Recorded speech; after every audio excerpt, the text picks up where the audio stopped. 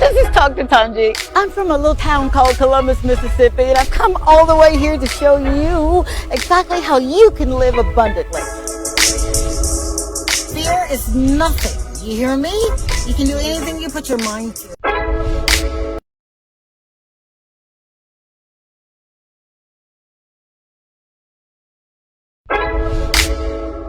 This is Dr. Tongie. I'm from a little town called Columbus, Mississippi, and I've come all the way here to show you exactly how you can live abundantly. Fear is nothing. You hear me? You can do anything you put your mind to. I'm your girl, Dr. Tongie. We're going to do life together. Hey, good evening, good evening, good evening. It's your girl, Dr. Tongie. On this show, you know me as Friend Tongie. And welcome to another edition of Dr. Tongie. And I am so excited. Can you tell how excited I am?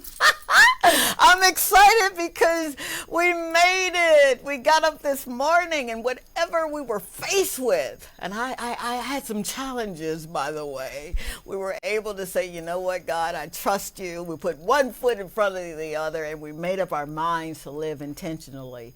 So for that, I do not take it lightly or for granted. And you know how I do it, right? I like to stop to say thank you. Thank you so very much for showing up for your new adopted daughter. I am so grateful. I am grateful that you allow me the opportunity to come into your homes. I'm grateful for every school that said, yeah, I guess you could bring a cupcake or two by, and I was able to just love on the children and the teachers and administrators. I'm grateful for DBS. Shout out to Linda. I'm grateful to Junior, who is shouting in my ear, stand by, stand by. I'm excited. I'm excited about life, and if this is your first time joining me, then you know a little bit about my story. Well, if it's your first time, you don't know anything about my story, do you?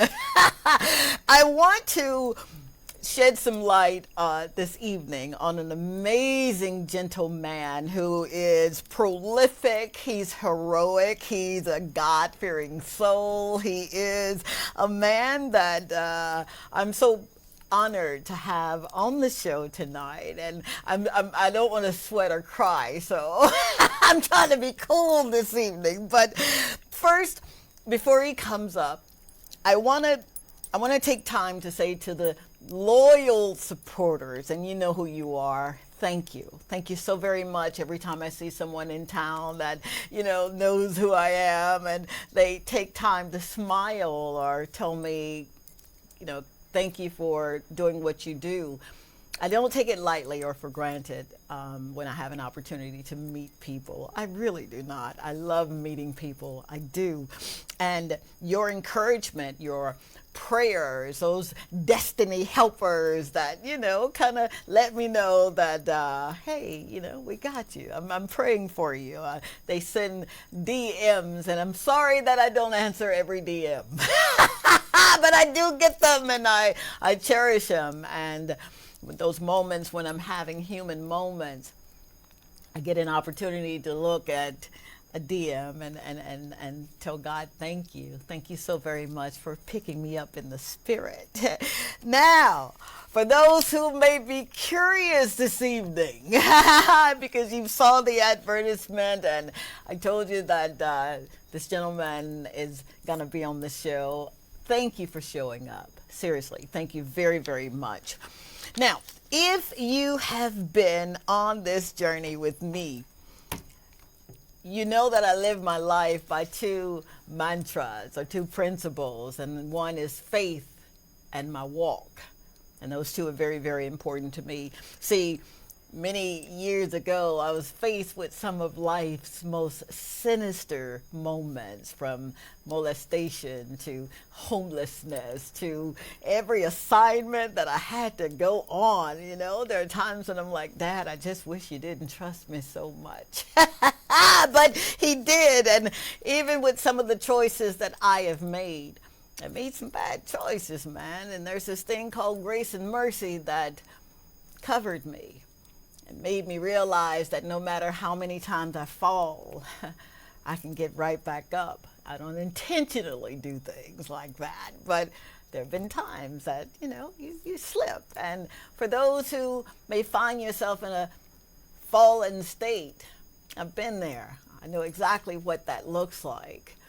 See, I'm excited about tonight because this is a prayer that I have been praying for many years. One of my prayers were, Dad, would you have mercy on those who are spending their first nights behind bars? Would you grace those, oh God, who are guilty? And would you release suddenly and immediately those who are being accused for something that they just did not do?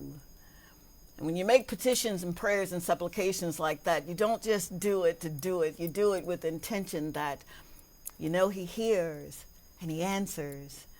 So to have this gentleman on this show this evening, oh dear God, I do not want to cry because I got on mascara tonight and I don't want my mascara to burn my eyes.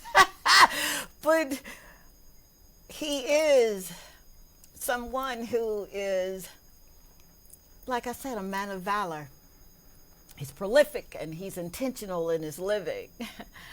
This man, he is a pioneer in soca music. I didn't know anything about soca until I got to the country. And now, man, I like it. I do. It makes you dance like nobody's watching. It makes your feet get happy. And especially when it has a message as powerful as Mr. Ninja Dad. It makes you, as some of the kids would say, stay woke. So that's what we're doing this evening, man. We're going to slow it down. We're going to be. If you need assistance where you are, we'll have the phone lines open later on in the show, and we're going to be interactive on WhatsApp and Facebook, and all is well. And I really do mean that. I want to shout out to the gentleman that I had an opportunity, and I promised him I won't say your name, but he's incarcerated right now, and he reached out to me and he thanked me for being on the island. He thanked me for having a show like this, and I wept bitterly. I did, because I didn't know that my reach would be there. But I'm grateful for you, sir, and for all of those who are watching. Thank you so, so very much.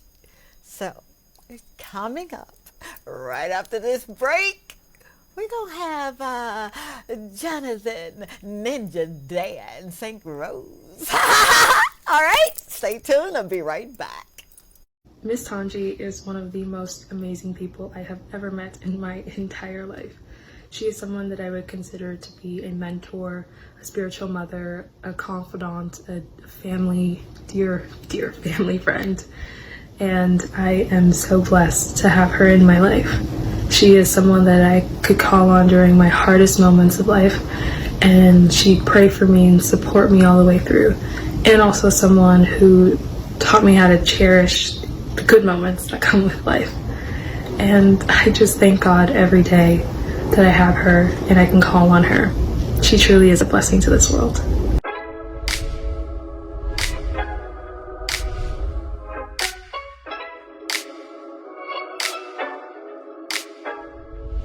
Hey, it's your girl, Dr. Tongie. From the Talk to Tongie show. Are you ready to maximize your business exposure? Of course you are. Why not consider placing an ad right here with me on the Talk to Tongie show on DBS?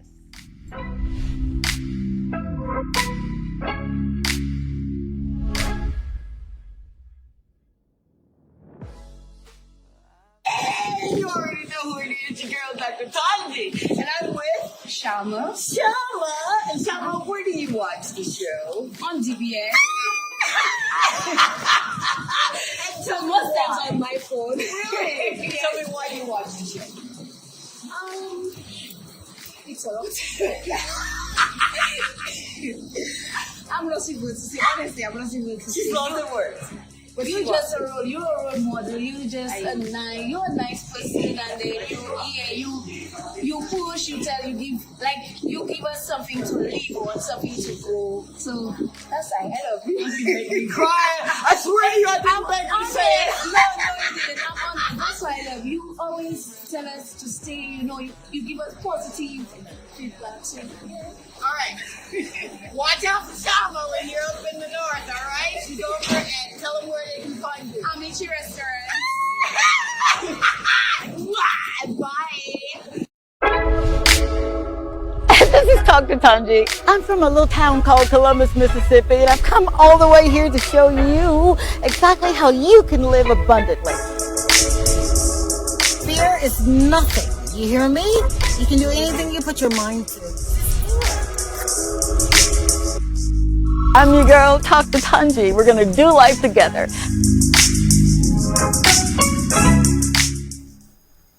And we are back. Thank you so very much. I'm your friend Tongie, and you are hanging out with me on Talk to Tongie.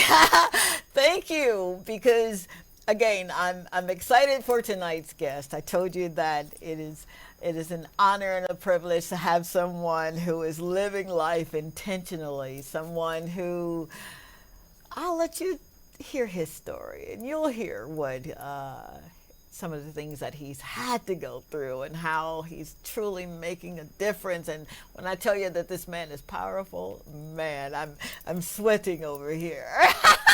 So without further ado, welcome to the show, Mr. Jonathan Ninja Dan St. Rose. Did I get that right? Yes, sir. Thank you, sir. Oh my God. Thank you for being here. I don't take it lightly or for granted. I know that you could have been anywhere you wanted to be on the island tonight, and you chose to hang out with me. So for that, I am truly, truly grateful, Dad. Yeah, man, much appreciated. So, I've got this proverbial question that I ask all of my guests. How did you get here? And, someone said, well, I took the bus or I took a taxi, or I'm like, yeah, I get it. But how did you get to be who you are? You can't be as strong and as powerful as you are without going through something, right? Yeah, so let us in on where you hail from and your love for music and what you do now. Okay. Where do I begin? Where did I hail from? Where I came from, I was born and raised in the city of Castries, in Marshall, Bagatelle area to be exact. Okay. I was born of Teresa St. Rose, who is now deceased, my mom, and my father, Theophilus McGowan. But I was raised by my grandparents at the age of 3 months old. Wow. Yeah.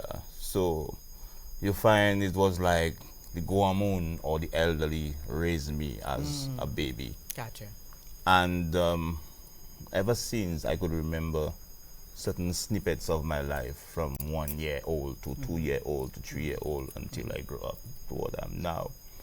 And one of the things that had a conflict within me was that me being taken away from my mom at such a young age Gotcha. had that kind of impact on me, that I want to be there for my mom, or I want to be close to my mom because I'm seeing everybody else have their mother. But I'm kind of unfortunate to not raise up with my mom. For sure. And but the experience with my grandparents was the greatest. Yeah. The greatest experience. I don't think anyone was blessed with what I was blessed with, by raising with my two grandparents, Mr. Vernon McGowan and Miss Anne-Marie McGowan. Yeah. I could remember at preschool, my preschool at age of 2 years at Salvation Army, my grandma used to always come and meet me at 3 o'clock. And she used to always wipe my face for saliva, make sure she clean my face for saliva. Then kind of granny love, and I should kiss up my face. I mean, I could still feel that vibe of love and emotion, as a grandma raising a young little boy, 3 months old, Yeah. And as hard and difficult as it was, they always try to teach me what is right. Yeah.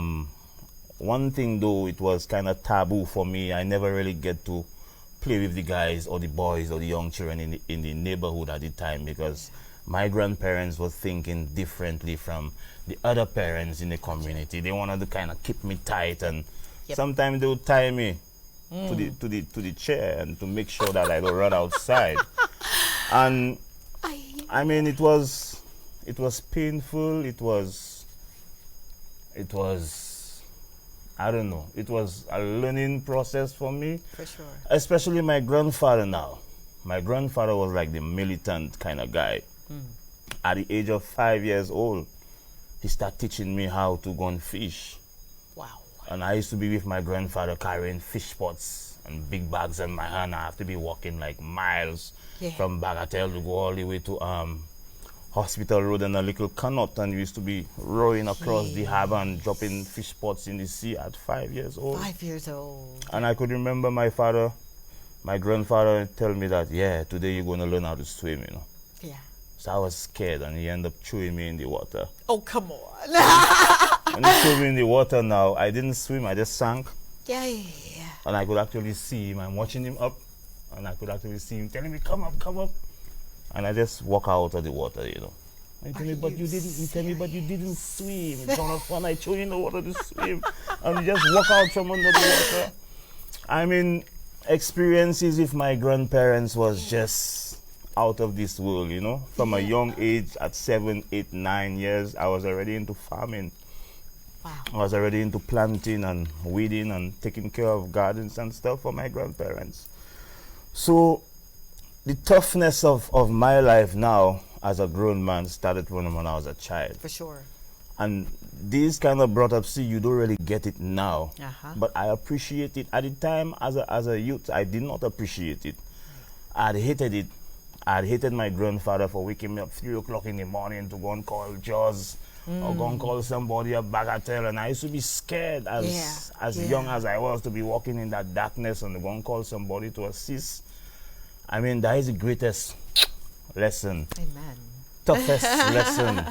That was lessons for a king. Yes. That was lessons for a leader. Not anybody could go through them kind of fire. Absolutely. And then appreciate it and embrace it, and then use it as a tool to teach others that come in after, you know. Wow.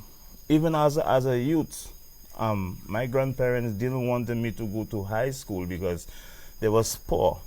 And she would say to me that my children didn't go to high school, so you ain't not no money to send you to school. And I could remember the day when common entrance came, and she tell me, you mean you're not going nowhere today, you know, not to sneak out. Oh, wow. And go and sit my common entrance, you know, with that fear, boy, I hope I don't pass. Because if I pass, like, Granny will send me to school.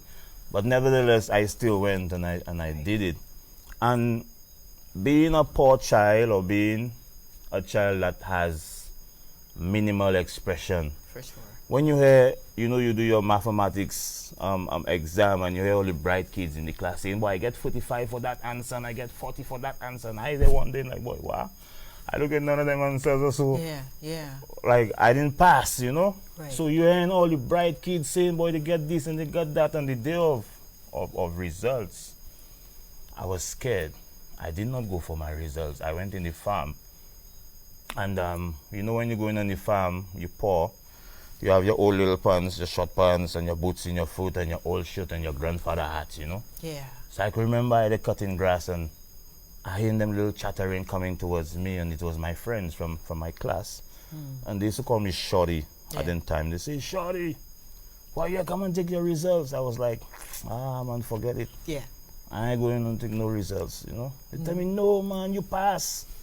I said, you mean I pass? They say, you pass for compre. I say, you lie. They say, yes. And you know how kids just get on. They marry and they excite. And they say, come, Shorty, come. Teacher waiting for you and come. And then they drag me from all up by the hair school, because that's where we are, the farm. Yeah. They dragged me from the hair school and they brought me inside the master school. It was Miss Marilyn Bain. That was my teacher at the time, standard 4. And when she saw me, she hugged me. She told me, Jonathan, and she hugged me. She told me, you pass a compre? Yeah. I said, Miss, you lie. She said, yes. She said, yes, put the paper there. Yeah.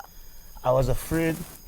I was happy. I was afraid. I was bitter. I was afraid. I was happy because I didn't want to tell my grandparents I passed because I knew they would tell me, go ahead. For sure. So the kids, like, they kind of sense it and they say, come on, man, let's go. We'll see your grandma. They made a block hole. They made the mob and they come and start shouting, hey, Miss Anne. Oh, dear gosh. Your son passed for Castries Conference. She said, yeah. She said, my son, my Jonathan. And I was like, wow. Tell me, wow. And she told me, Selby, I don't have money to send you to school. So I said that. But God was so favorable to me at such a young age that I got 2 scholarships. Oh, come on. I got 1 scholarship from the Teachers Union and I got 1 scholarship from my father's workplace, which was the SLASPA. Yeah?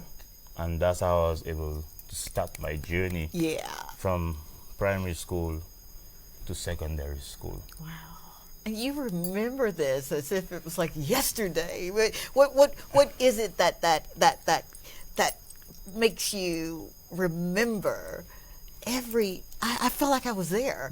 The pain, the tears, the hurt, the strength, the joy, the happiness, and the lessons you learn from the experiences. Because I'll tell you one thing, as a human being, we are the Bible. That's it. We live in characteristics of certain people in the Bible at certain times of our life. Amen. And at a young age, when I went to Castries Comprehensive School, I was 10 years old. And I got a lot of bullying. A lot of callot behind my head, and I was short, and and for sure. Yeah, and then from Form 3, I got a sore on my feet, and that sore started as a button, and then that sore grew out of proportion in the sense of no doctors couldn't heal my feet, and I was young, and I could remember my grandfather saying to my grandmother, "Hey, check on this young man's feet." And they was about to cut my feet because come on, it was already turning black. For sure. And I mean, it's sad. It's a sad thing to see. I want to big up my principal from Castries Comprehensive, Mr. Jeremy Joseph. Thank you. Because I was going through a depression mode at that time at such a young age. I think I was about 13 years there. Jeez. And I had this sore on my feet, and it was smelling, and it had this kind of pungent kind of odor of a dead rat. And sometimes when I was in the class, you would hear the children say, "But miss, they have a smell of a dead rat," but nobody knew it was my feet. And I used to be praying, and I used to be hiding and being away from everybody else, from the class and from the school, and I used to go and hide at the back of the school. And I telling God, "Gas, about how comes a young man like me could be bearing something like Job, which is much older and greater than me." And I used to hear the voice of Jah telling me, "Just be patient, son. Just be patient. What is there for you, you don't understand it yet." But I was young, and I couldn't lime around the other kids. And then I went and do CXC. And then when the results came, I did not get my results. The principal asked to see my parents. And then I was afraid because, like, boy, my father was like a master. Everything, he would have beat me. Check it. Yeah. And the principal too was a thing, he used to beat us to it, but kudos to that. And when I brought my father to the school, you say, "Mr. Centros, that's your father?" I say, "Yes." He said, "Hi, I'm Principal Joe, and so on. So I brought you here because I have a special." So I tremble in, I have butterflies in my belly, and I see he opened the drawer, and he took out a slip of paper. He said, "How did you do it?" Jeez. I said, "What?" He said, "But you passed your CXC, you got good marks, you're going to graduate." I said, "So you lie, that's my paper." He said, "Yes. And I wanted to tell it to you in front of your father, I'm proud of you." And then I told him about my my incident with my feet. And he Yeah, said, but how yeah. come you didn't reach out? I said, no. If I reach out, you would have expelled me from school and I would not have time to finish my school properly and stuff. So you sacrificed your health. Jeez, I sacrificed come my on. childhood Yeah. lifestyle in terms of playing with the other kids and liming with the other kids and being feared of being bullied because of I didn't want nobody to know what I was suffering from. And that was just the beginning of my journey as an individual. You understand? As in spite I went through all these things at a very young age, I always wanted to be important. Important in the sense of not just being rich or famous, I but got you. important in the sense of causing some kind of change in people's lives at a young age. Is it, do you think, now that you're of age, do you think because your voice wasn't being heard, the situation, you're not having mommy and you're having grandparents that reared you and you're not being able to go to school at that time and in particular times on your journey, do you think you wanted to help even then? I wanted to help my mommy first and foremost, priority. Because I could remember at the age of 11 years, I escaped my grandparents' home to go back and stay with my mom. Oh, wow. Because I felt I was man enough to take care of my mom because I had two other siblings, two other sisters. Yeah. And I wanted to protect them. And my mom, she was sick. She had a hole in her heart. Lord, help her soul, And she couldn't work. And she was being supported by the other family members. So by she having me as a child to take care of, it was kind of difficult. So she sent me away with my grandparents. Wow.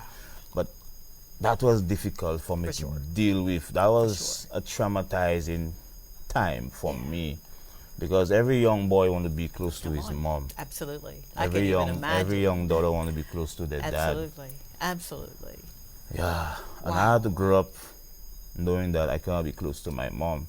Yeah. And I could remember a time when the doctors gave her like a couple of days to live.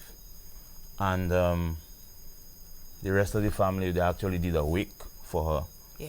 And I came from school. I think I was going to primary school. I came from school and I said, but mom, what's going on outside? She told me, don't study that, man.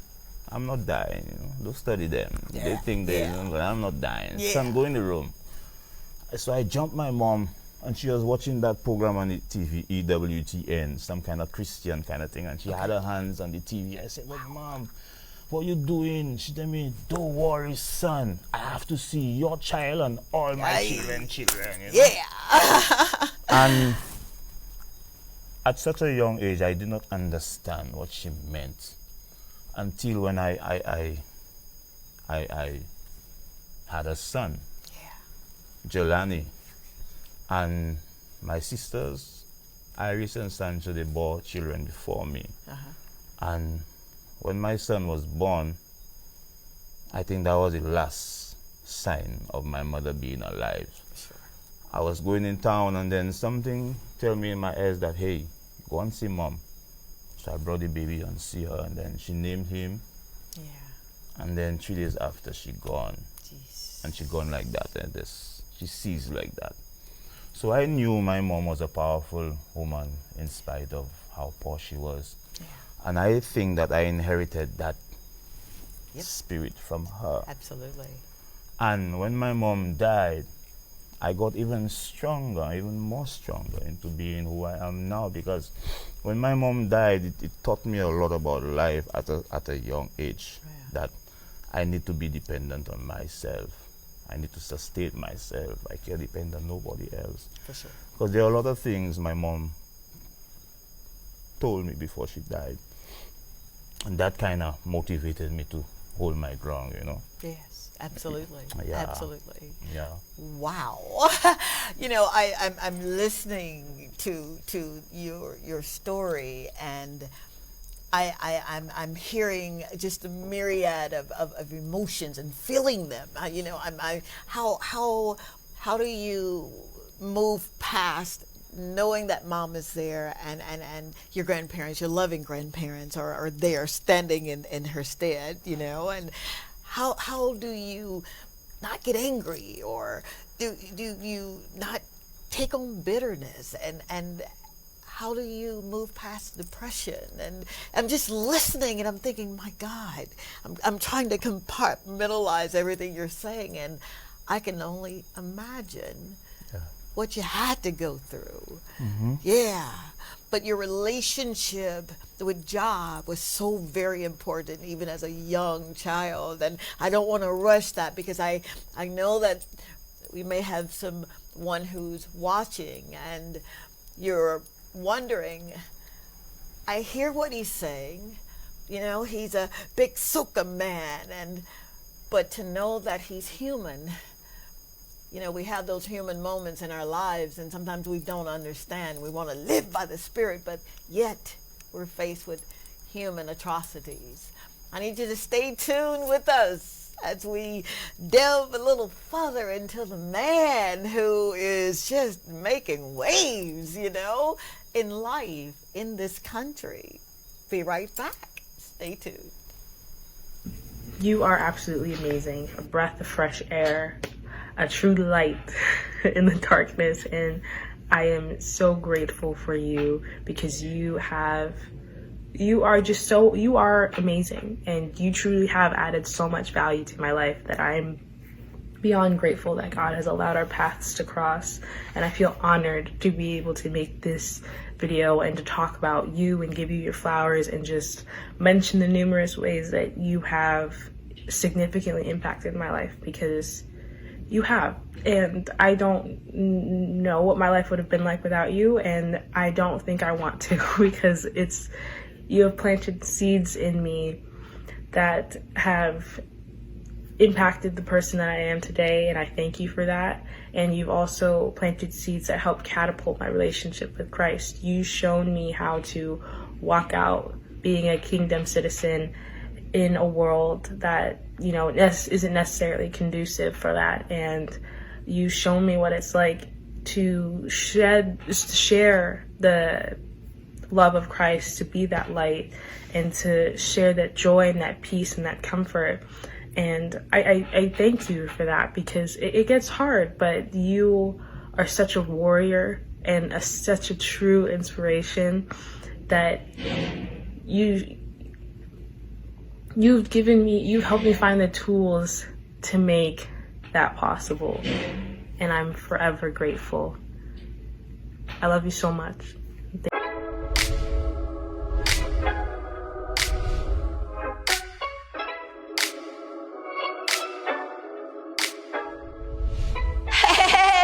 Your girl, Dr. Tongie, you know, from the Talk to Tongie show. Are you ready to maximize your business exposure? Of course you are. Why not consider placing an ad right here with me on the Talk to Tongie show on DBS?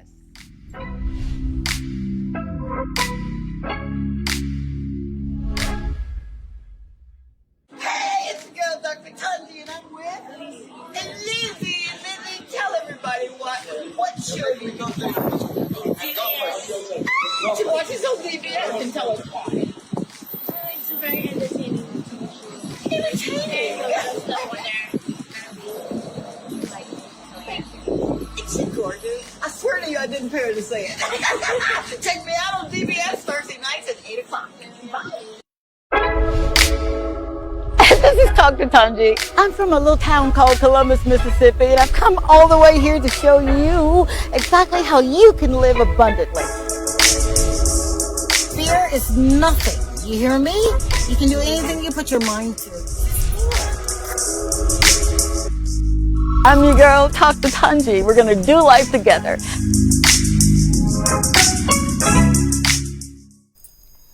And we are back. Thank you for hanging out with your friend Tongie on Talk to Tongie. And we're peeling back the layers of this dynamic, prolific, soca, genre-loving, God-fearing man. I could go on and on and on. Ninja Dan, you are incredible. You know that. You do. Thank you. But I do know that even when we are called for greatness, there are some journeys that can kind of be dark, and we don't really understand the entire landscape of what we're about to go through. Would you walk us in? And we're going to open up the phone lines this evening now, okay?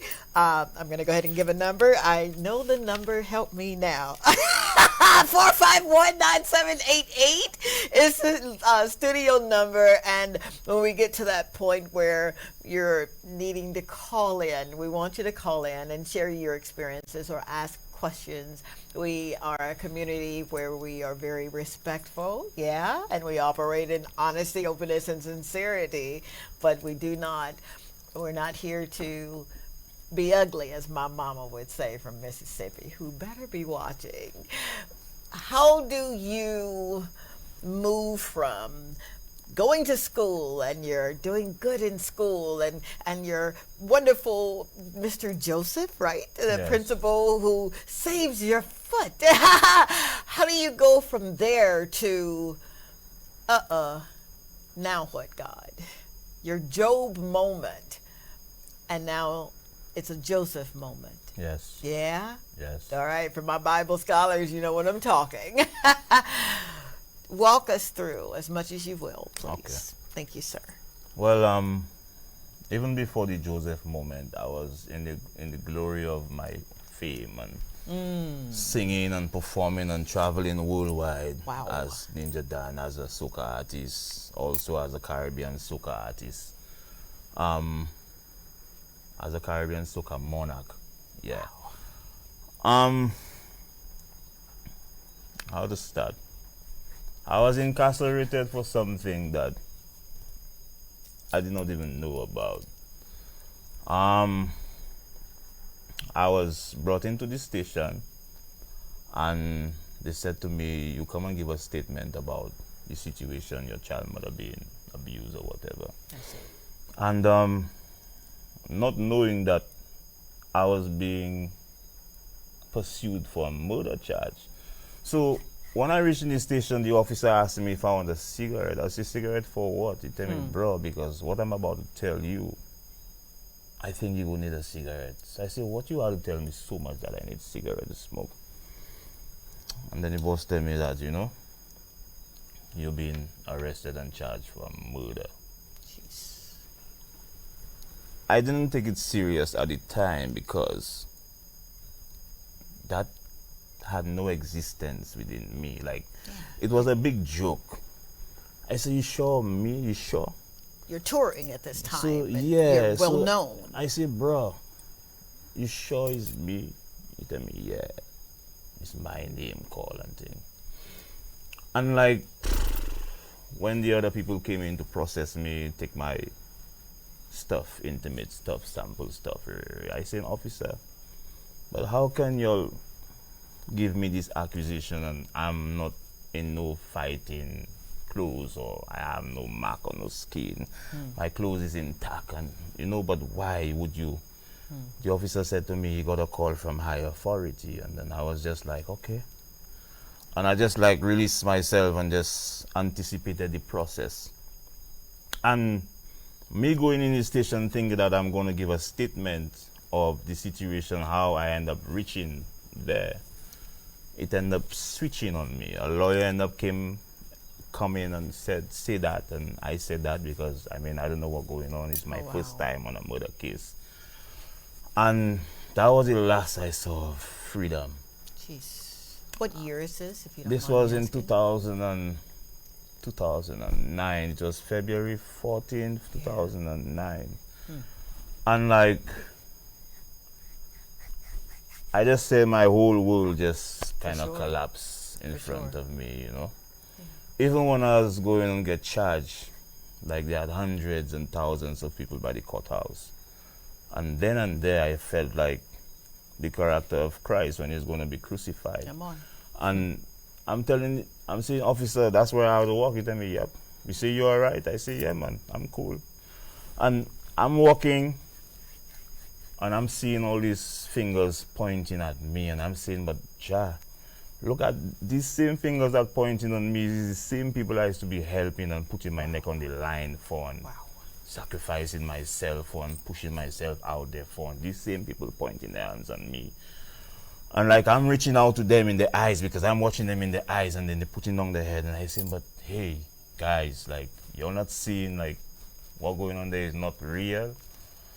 And like, when I was being brought inside of prison itself, it was scary because like everybody was watching and taunting and saying, but look at the guy who used to be promoting stop the violence in the communities and in the schools, and he's arrested and charged for a murder case.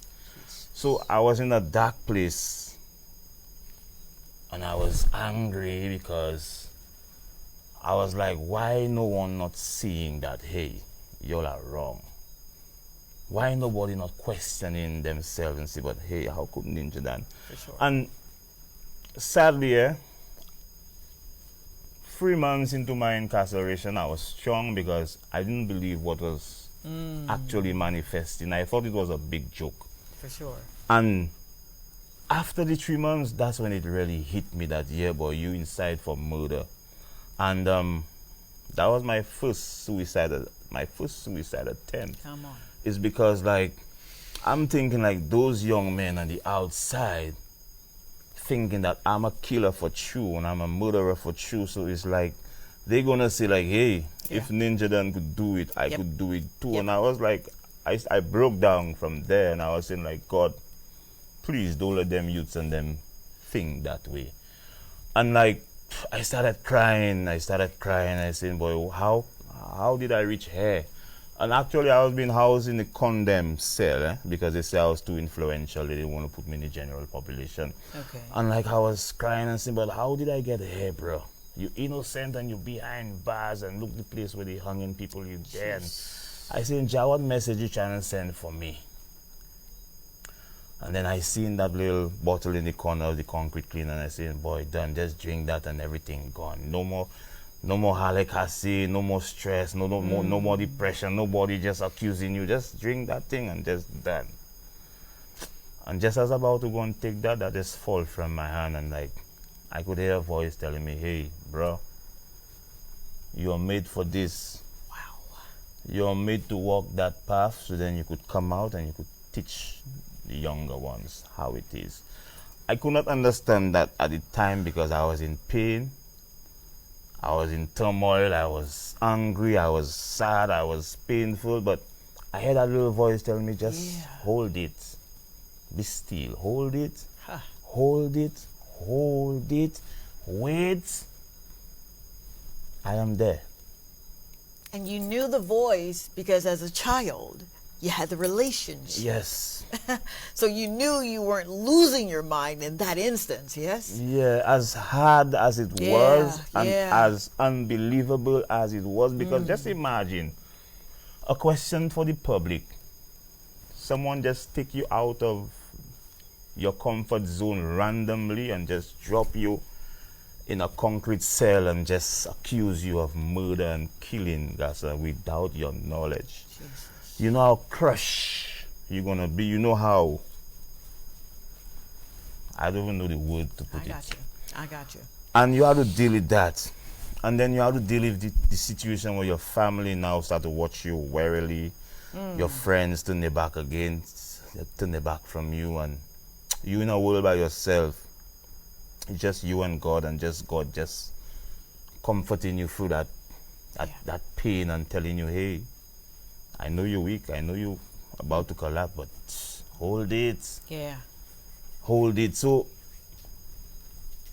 I was angry at first in terms of I used to be shouting at the officers, but then I channeled my energy through reading. Aye. That was my first lesson, reading. And by started reading, I started increasing my vocabulary. I used to read a lot of John Grisham books, you know, so I learned a lot about courts.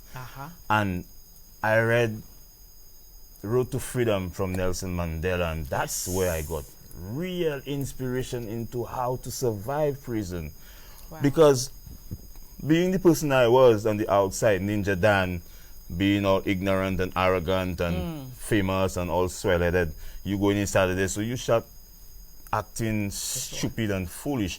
But then by reading now, I get to understand that, hey, for you to survive inside of this place, you have to be on a respectful level with the officers. Absolutely. Because at the end of the day, when you're locked up behind them bars, is the officers are going to That's get your it. blankets, Yeah. officers are to try and get you your medication, officers are to Absolutely. get you to doctor. So you have to behave yourself and try and be respectful to the officers. And that's what I did. Yeah. And whilst I was being housed in the condemned unit, I had to embrace all the negativity. I didn't reject it or I didn't repel it. I embraced it. For sure. I embraced the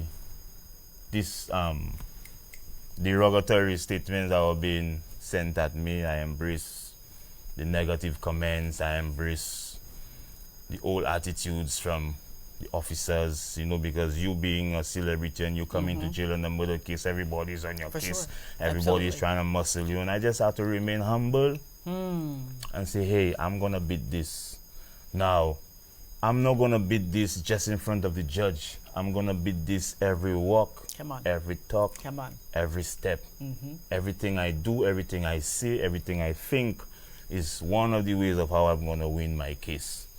And the journey began there for me, where I started walking in the fire, and that's where it just started molding me into what I am now. Wow.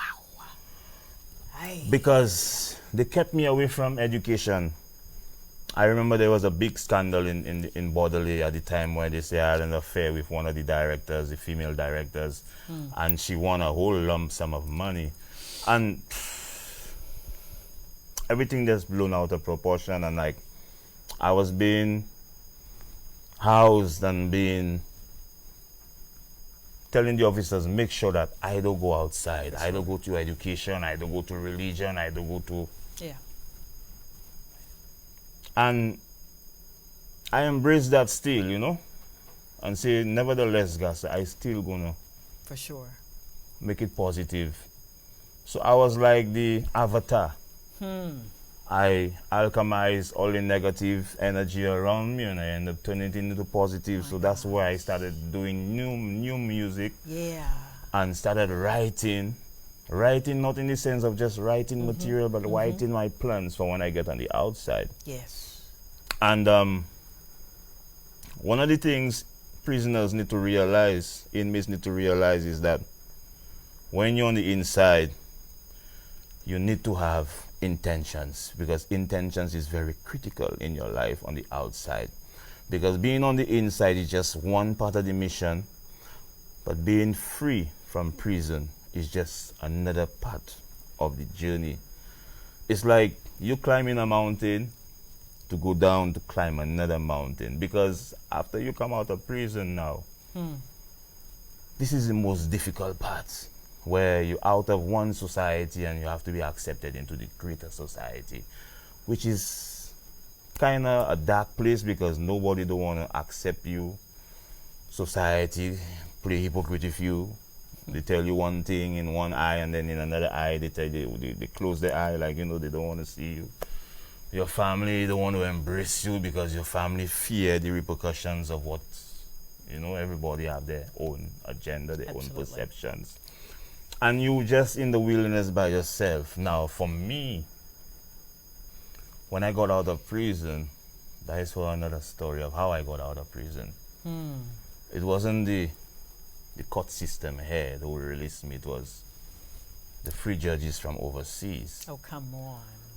And even before I jump on the outside, there is something that was going on in the prison, and it is still going on now, where there are a lot of innocent Yes.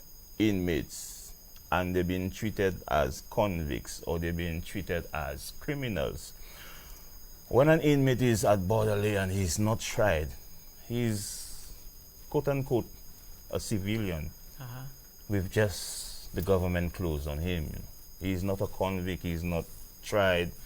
And then the officers at Bordelais are not trained in that capacity to deal with these types of individuals, and so they treat them as convicts, and they have the whole For sure. syllabus or jail constitution as convicts or as, how you put it, penitentiary. But then you have the remands in the wrong place. Remands are being held for 14 to 16 to 17 to 18 years. And here what they do. Remands never get a free trial. It's almost like the remands and them are getting jail, and you have to prove your innocence, that you never get a chance to prove your innocence. And then most of the time when you see the inmates start causing a stir, the next thing they're going to do, and especially you, Mr. DPP, you know yourself, what you just do, you send a plea bargain.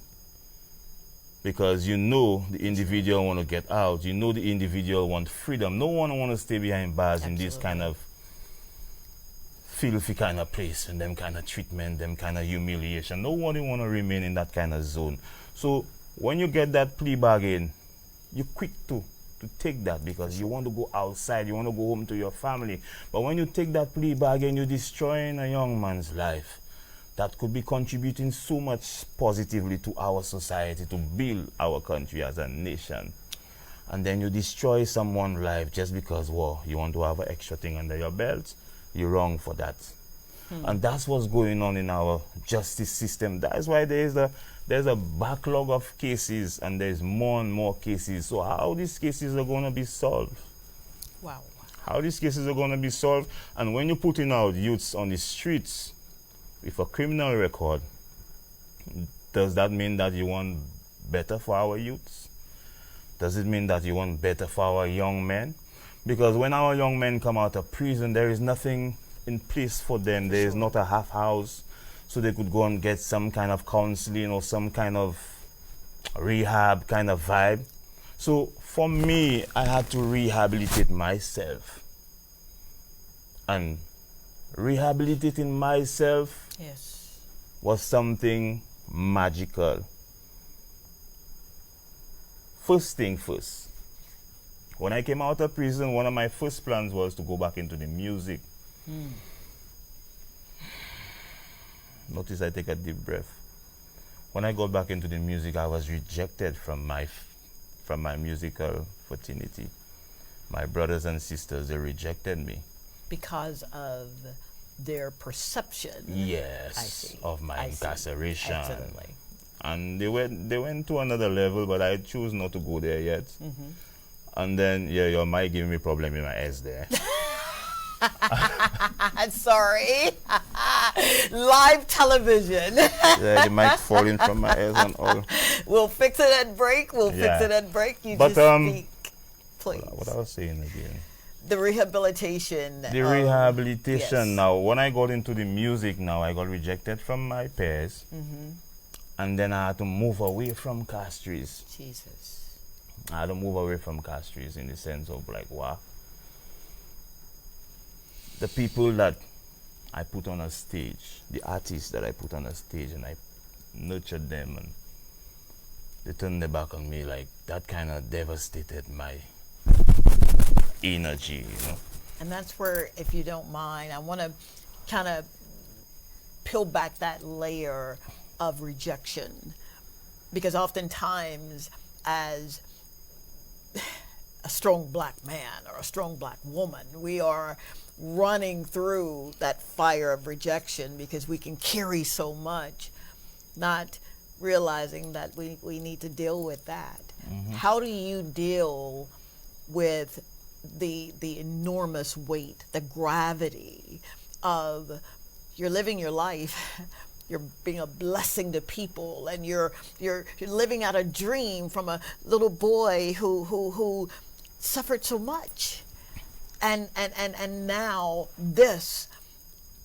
How do you pick up those pieces to say, yes, I get it, Jah. I'm on this road of redemption, but I gotta deal with this. I can't move in this anger. I can't move with these mental faculties as they are. You went through a transformation, for lack of a better word. How do you deal with the rejection of family, of people that you did put on the stage and that light shone on them? It put me in a dark place. It put me in between a hard rock and a hard place. I had to make certain decisions, For sure. critical decisions, that I had to remove myself from that comfort zone, remove myself and alienate myself from that kind of zone. So I had to disappear from my family for a while, disappear from my singing friends for a while, disappear from just everybody for a while, and just go into a strange place that nobody don't know me and I don't know nobody. And how I got there, I don't know. But I ended up reaching in Chozel. And that's where I was in a whole new place. There we go. And I want to big up my lecturer, you know, Mr. Constantine.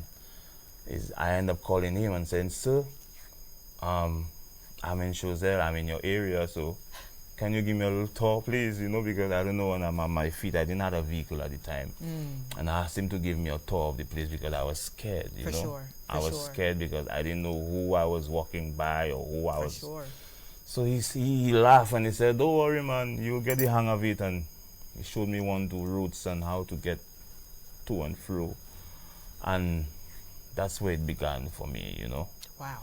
And that's why I went into farming on a different level, because there was this guy, he gave me a piece of land and he said I could have done my farming, you know. Wow. But it was a big piece of mountain, but it had a lot of bush. And the people from the area was laughing at me because they were saying that, "Hey, you from the city, what you know about farming?" So I was like, "Yeah, I'm from the city. How do you mean what I know about farming?" So when I hired some guys to come and preparation for this stuff, for the farming stuff, the kind of bush that was there, it was kind of itchy, it was For sure. poisonous and itchy. They call it pagwate. So you find a lot of the guys did not want to go and do the work. So like everything was left to me. Wow. So I stayed and I said, "Jah, how I'm gonna cut that mountain of grass by myself?" And I had a little voice tell me, "Bro, use your what do you call that, the spray with your chemicals and add a little gasoline." So I sprayed the thing and added a little gasoline, and 3 days after I came back and everything was kind of drying up, and I had a little voice tell me, "Fire." Nice. So when I put the fire, I light the matches. I went at the bottom of the hill and I light the strike. Yeah. You ever see Indiana Jones? When you have to be running from the bomb? Yep.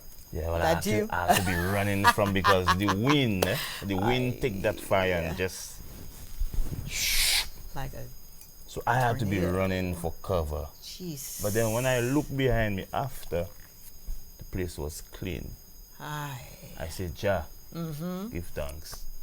Because you end up using the elements of There you wind go. and fire. There You you just go. cause a good Absolutely. destruction, you know. Yeah. And that is where everything started magically for me, because I still had the anger towards my accusers. But then when I started putting seeds in the ground and I started seeing hundreds of plants growing, instantly it changed my perception of life. I forgave and I understood and I kind of embraced the rejection. Wow. And embrace the darkness, because if I did not embrace the rejection and the darkness, how would I give it to Come on. positive, and how would I be able to give that light, and how would I be able to defeat darkness if I don't succeed positively? You're going to make me jump out of my skin, dude. I don't want to jump out of my skin this evening. I want to hang out with what you said, because oftentimes, and we're going to get into it right after this break, but oftentimes forgiveness is one of those calling cards that we don't want to really read or answer. And I want to talk about that because it's a big word. It is. So don't forget, we've got our phone lines open. Good. I told you you're going to be in for a treat, didn't I? I told you so. Stay tuned. We'll be right back right after these quick messages. My dearest Tongie, you have been a person who has impacted my life in so many ways. You have added such value and love to my life, and I hold you in high regard to that. I say thank you. Thank you for being you. Thank you for showing up when the chips were down. You have been my rock, my sister, my prayer partner, and my friend. Thank you for sharing your children. We have a special son together, Morgan. But you have also shared Taisha and Tyrone with me. And I love them as if they were my own. My daughter Megan loves you as well. And she calls you Mama T. And I'm sure you know that. Well, people would wonder, how are we related? And how do we share such immeasurable love? So let me tell you. I know this is unheard of love. And I wish everyone could experience the love that we share. We are family. Tongie was my husband's first wife. He is now deceased. But when I say this woman and her family stood by me and mine. Whew. When Max Scott, who we refer to as Terry, because that's always been his nickname, when he departed this life, who was my husband, Tongie's first husband, she came to my house with support in tow. Tongie, Stacy, and Taisha. We put the devil on notice that night. We prayed for strength, understanding that surpasses all others, and healing. That night, God delivered. He gave me what I wanted, and He gave me what I needed. Years ago, when we met, we bonded right away. Never an unkind word from her. Never a falling out. Never across anything. I have called on you, Tongie, so many times, and you've been there every time. I'll never forget the calls, the prayers in the wee hours of the morning for anything, the financial support, the calls just to keep me in the loop, the birthday calls, the songs, of course, all of our texts, and the visits. They've all been special. And you, my friend, sister, I love you. Tongie Scott, my hat is off to you, and I love you forever.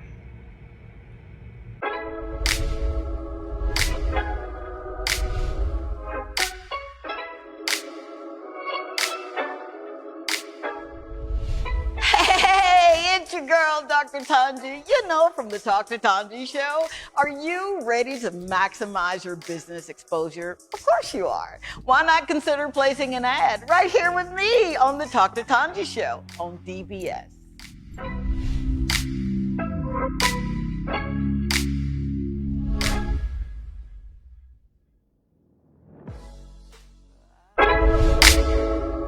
This is Dr. Tongie. I'm from a little town called Columbus, Mississippi, and I've come all the way here to show you exactly how you can live abundantly. Fear is nothing. You hear me? You can do anything you put your mind to. I'm your girl, Dr. Tongie. We're going to do life together.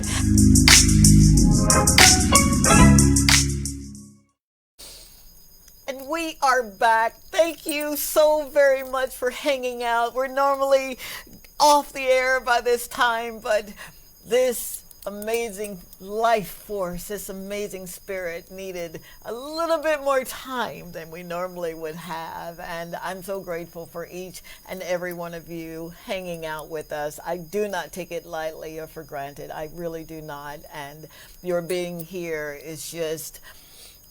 it's the icing on the cake. I'm here with Ninja Dan, and he is again, prolific. He's our soca man. He's more than just music. He's rhythm. He's spirit. He walks with Jah and is an absolute amazing representation of who he is. So thank you again, sir, for being here and being so open and honest and sincere and speaking from that place where that soul rests. The soul is indicative of your mind, your will, and your emotions. And I am grateful that you are here. Thank you. We're going to talk about Rise and everything that you're doing in the community and the people that you get to touch, these young folk.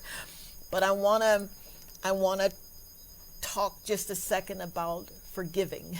Yes. That's a big word, and from my neck of the woods, I would always hear, I forgive you, but I won't forget it.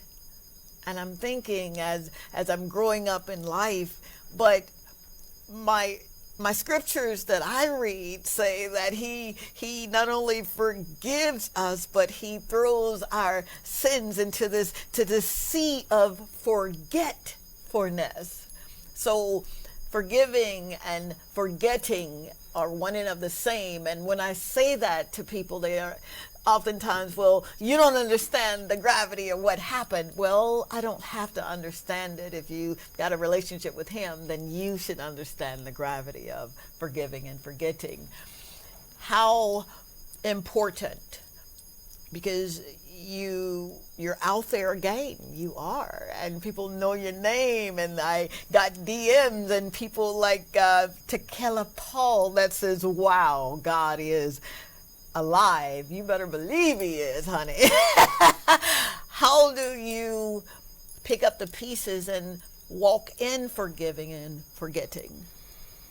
Well, for you to move forward, you must forgive.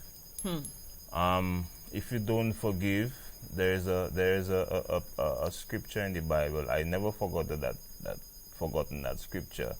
Matthew chapter 6 verse 14. I could remember I was 7 years old when some clowns came to teach me that passage. If you forgive men when they sin against you, your Father will forgive you. But if you don't forgive men, that means Jah will not forgive you. And for me to move forward and to move forward with my life, I had to forgive my accusers and say, now, they didn't know what they did. And I used that forgiveness, and I wanted to share light. Yeah. I went into the farming. It didn't work to a certain point, and then I went into the fishing. It worked on a certain level, but then I realized that wasn't my calling. My calling was helping the generation coming after me. Wow. And when everybody else was telling me go into music, I decided to go into the schools. And my journey began from my alma mater school, which is Masha Combined Primary School. That's where I began my journey, and I started talking to the youths about conflict resolution, conflict management, how to maneuver conflict, how to resolve conflict without violence, how to understand different perceptions and different opinions from people, and then move forward without causing a problem. For sure. And it was a journey. Currently now I'm at 70 schools. 70. 70. Wow. We have a total population of 86 schools in our country, Okay. between primary and secondary. So I'm at 70 now. I started from last year, and right now that we're into the second phase, which is not conflict management anymore, but behavioral change. Okay. We've got a call. Caller, you're on with Dr. Tongie, or your friend Tongie and Ninja Dan. Hi, Tongie. Hi, Jonathan. How are you? I'm fine, thank you. Can you hear me, Jonathan? Yes. Jonathan, can you hear me? Yeah, I could hear you. We hear you. Okay, great. This is Linda.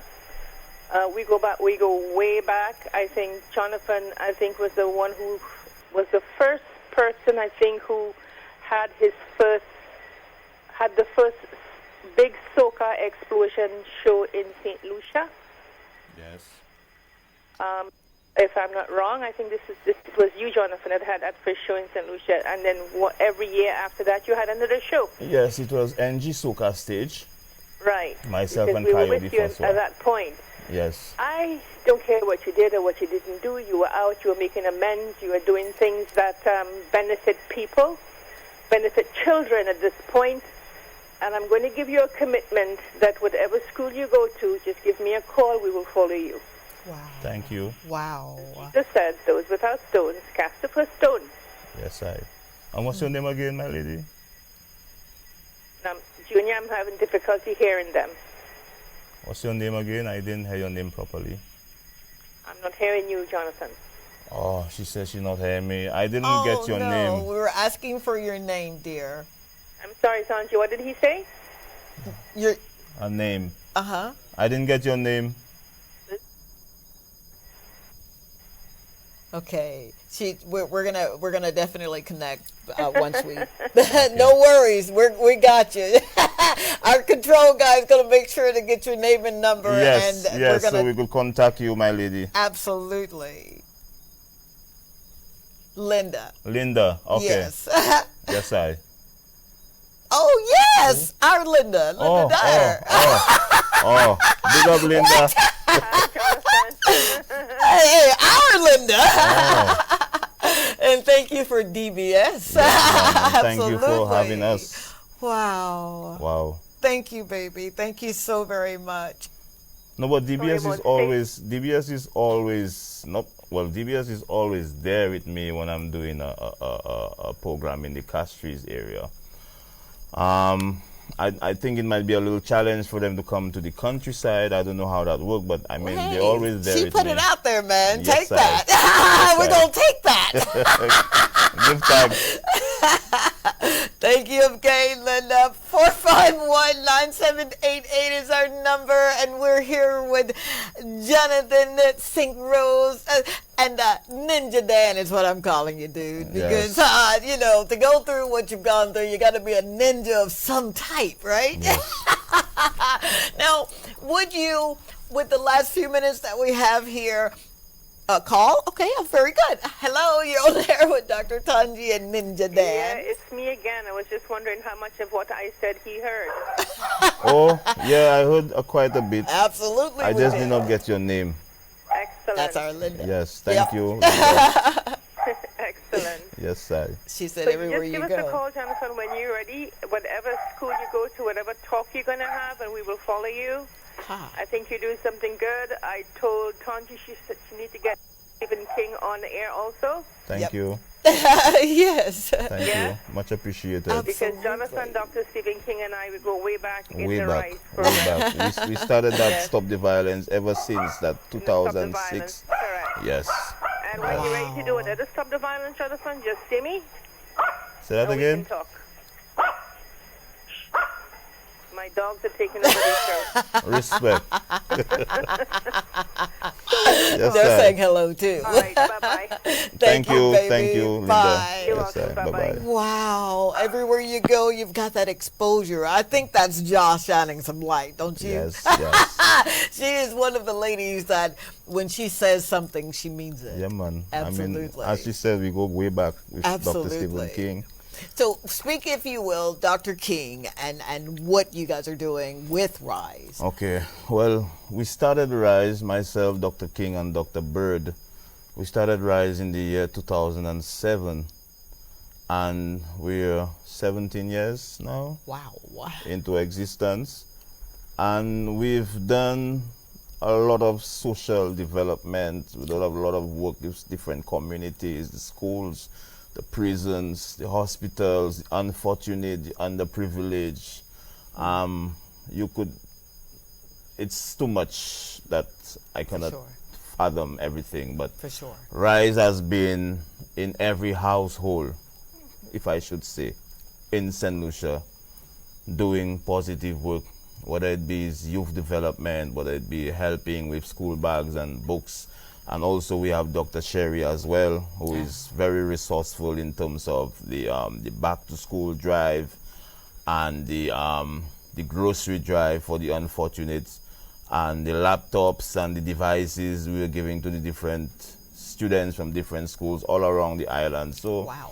Rise has done a lot, and we're proud to say we have contributed over multi-million dollars for the people of St. Lucia. That is amazing. That is Yeah. so amazing.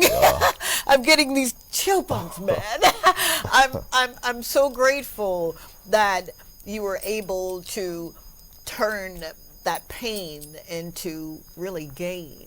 And Yes. that gain is for the community. You said Yes. the next generation. Next generation. Yeah, absolutely. You're spot on with that. Because one of the things I noticed by going to the 70 schools is that the youths coming up after us, they don't know God, Aye. they don't know how to pray, they're being abused in many different ways. They have problems inside of their homes, they have problems inside of the schools that have not been rectified. We have no clinical counselors in the schools to deal with the problems of the youths that have been traumatized. On and on and on, more and more and more and more. For sure. So that's just a lot of some of the things that I've observed Uh-huh. in the schools. Okay. You find a lot of kids talking about suicide, and we do not have mechanisms put in place to deal with these things in terms of the social workers, the counselors working hand in hand with people that have the expertise to draw these kids in to get out the problems in their mind and give them some kind of healing. Then you know what we're going to do? I feel led to open that floor, open that door for those who have the wherewithal to help, for Yes. those who have degrees in social work and have the experience and the compassion for others. We're making a call for you. Yes. Would you come and help us? I say us because I Yes. want to hitch my train to this wagon here.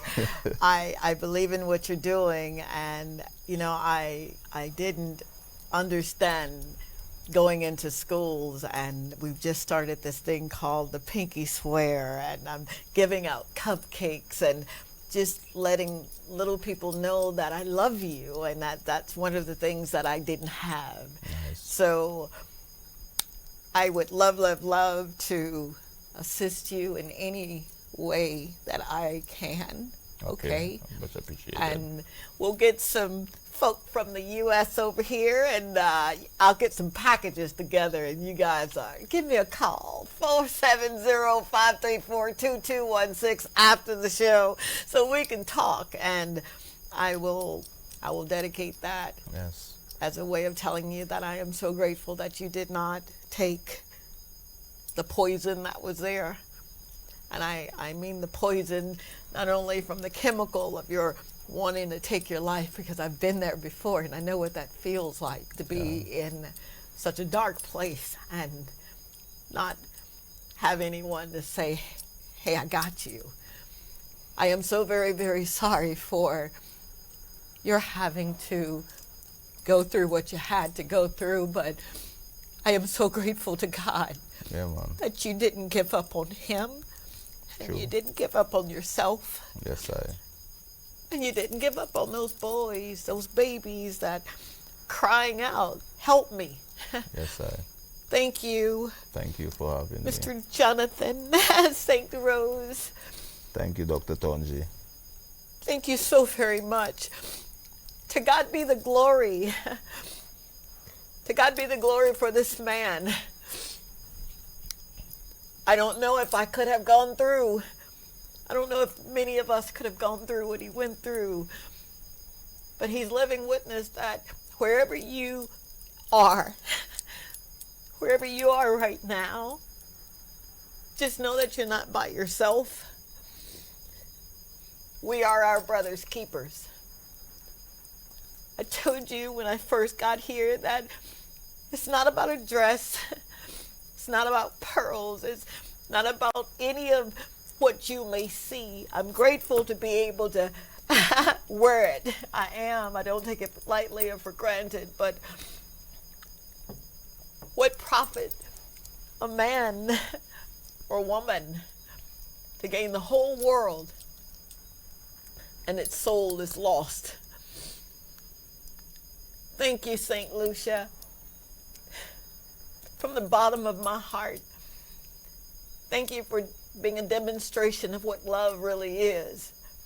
I told you that when I first got here, and we're going to hurry and say this so that my executive will stop looking at me. I told you that if leaving everything that I had to leave to come to a country and serve, then that's what I'm here for. I love you. I do. And I don't have to know your name, but I love you because I have that gift of love. You've